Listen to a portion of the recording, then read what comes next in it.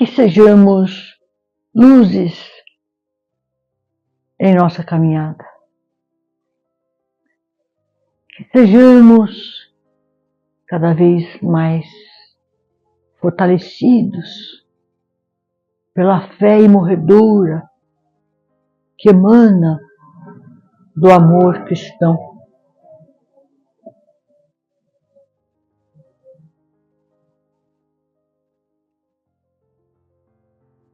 A fé não advém de uma realidade exterior a nós. Também, na medida que ouvimos, né, nos informamos, o que nos passa, que é sempre louvável. Durante séculos, o cristianismo passou a ser contemplado através de uma fé, sem dúvida sincera, porque são almas que buscam.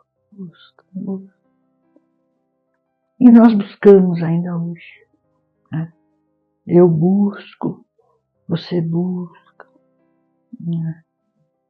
E é difícil a gente dizer o que é a fé, conceito de fé.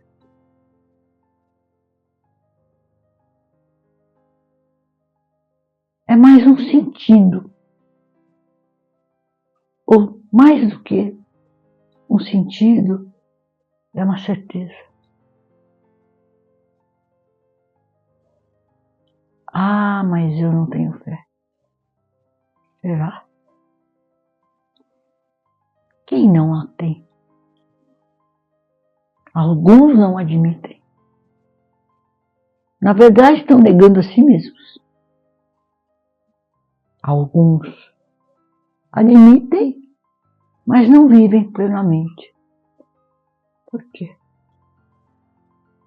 Alguns sabem, mas não a conquistam devidamente. Outros querem, mas não conseguem, buscam. E é de certa forma o que faz a humanidade hoje. A humanidade busca, sofre, geme, grita. E ao mesmo tempo surge recursos luminosos. Quantas religiões têm surgido no nosso dia a dia? Quantas opções? Isso, de certa forma, referencia a busca, que sem dúvida é interna. Mas as pessoas precisam de lenitivo, precisam de exaltações, né?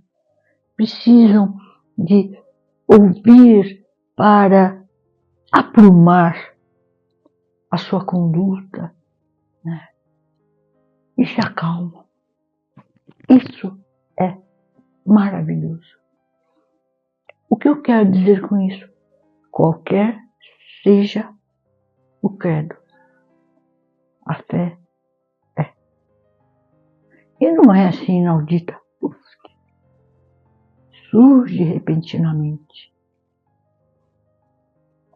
Paulo de Tarso, em sua visão do amoroso mestre, foi algo assim, de repentino, tal qual uma visão fenomênica. Havia um sentido interno que ele já tinha há muito e que despertou,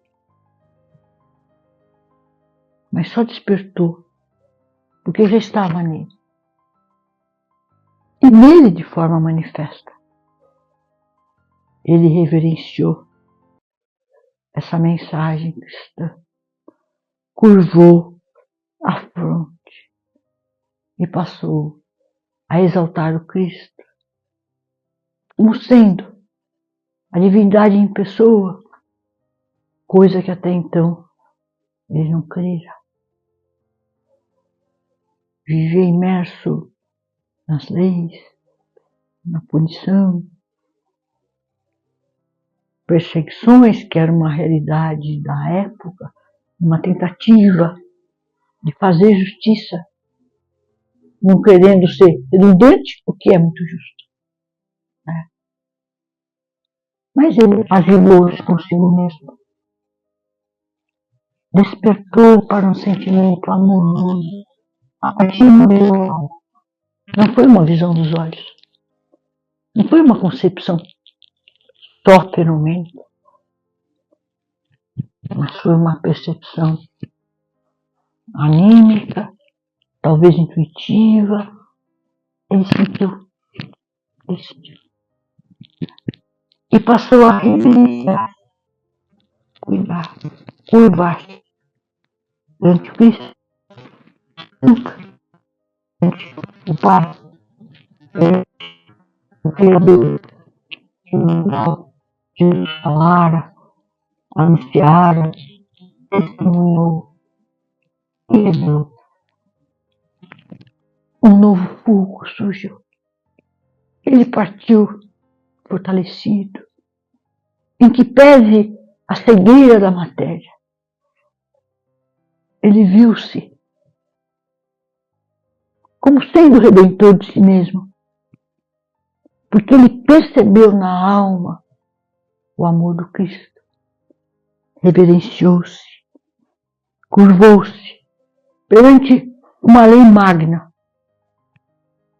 a lei que Jesus revelava, que era a vinda do Pai, que era amor, plenitude. Portanto, perdão. E perdão de si mesmo. Nesse perdão, ele trasladou, reverenciou, curvou e passou a emanar um sentimento luminoso.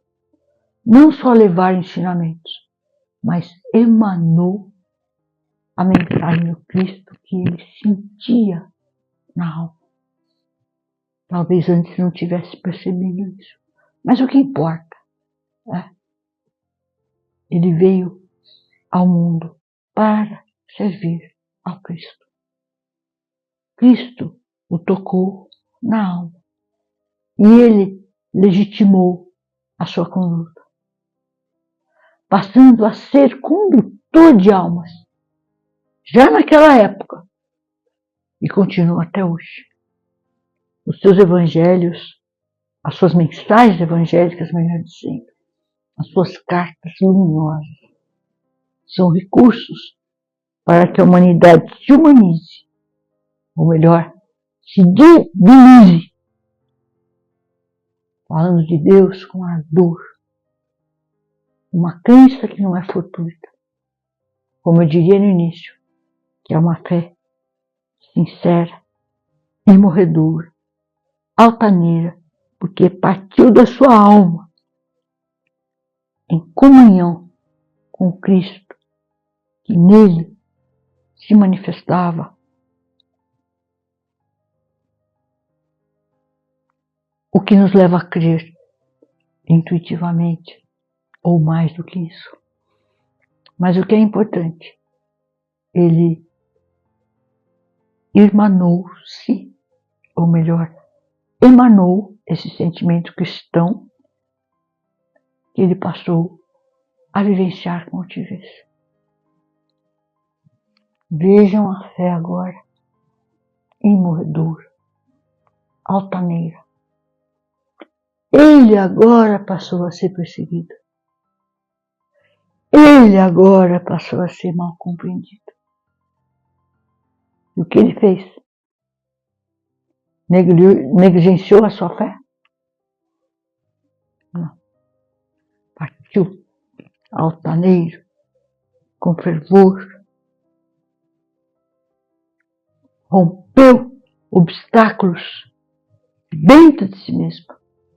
Fortaleceu-se nesse sentimento, nesse vínculo com o Criador através do Cristo. E rompeu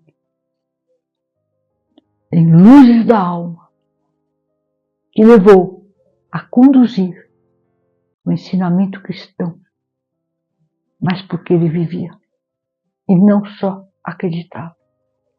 E essa vivência era tão intensa.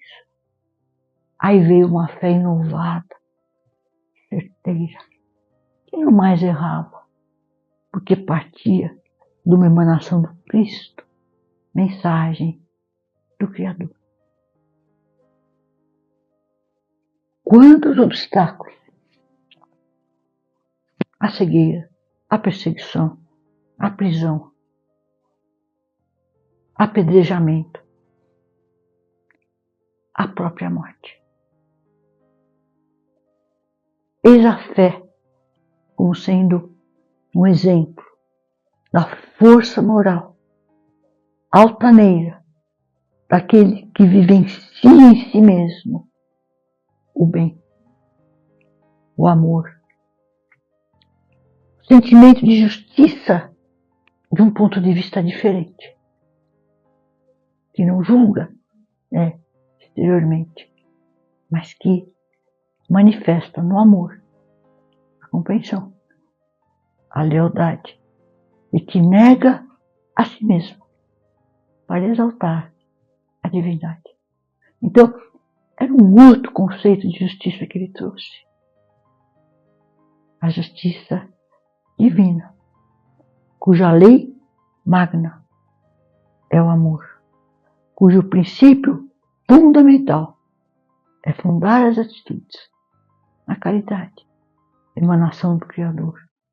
E ele fez isso com galhardia, a ponto de afrontar multidões. Ainda hoje poucos o compreendem.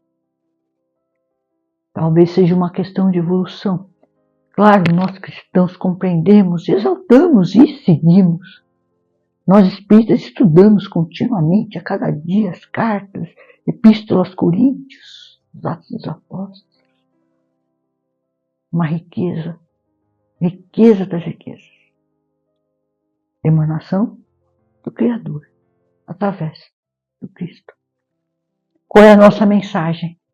A fé que enaltece, que não se corrompe, porque se sabe e porque se sente como mensageiro de uma realidade superior, mas superior sublime, que o leva a modificar-se e a vivenciar plenamente o sentimento de caridade, de amor, de justiça na alma, perante si, perante a sua consciência que transmutou-se, perante o sentimento divino que nele emanava do Cristo. E ele passou a sentir em si mesmo que ele era esse fulcro luminoso que jamais se extinguia, mesmo diante dos obstáculos múltiplos, humilhações, flagelos que ele passou. Sempre forte, altaneiro. A fé, portanto, mais do que uma crença, é uma certeza interna que não se corrompe, porque a moralidade manifesta. Que Jesus nos abençoe.